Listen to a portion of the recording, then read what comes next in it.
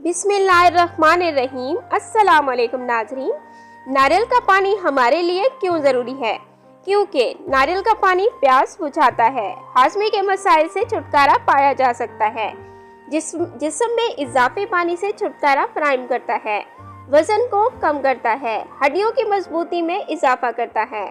नारियल का पानी दिल के सेहत को बेहतर बनाता है, गुर्दों में पथरी का खात्मा करता है।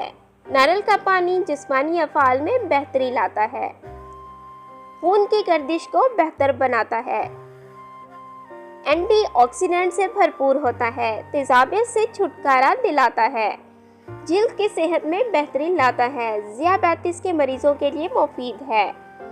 नारियल का पानी पट्ठों की सेहत में बेहतरी लाता है। नारियल का पानी पेशाब को साफ करता है, गर्मी में तस्कीन देता है, बादी की शिकायत को दूर करता है, सीने की जलन को दूर करता है। Thanks for watching. Please subscribe my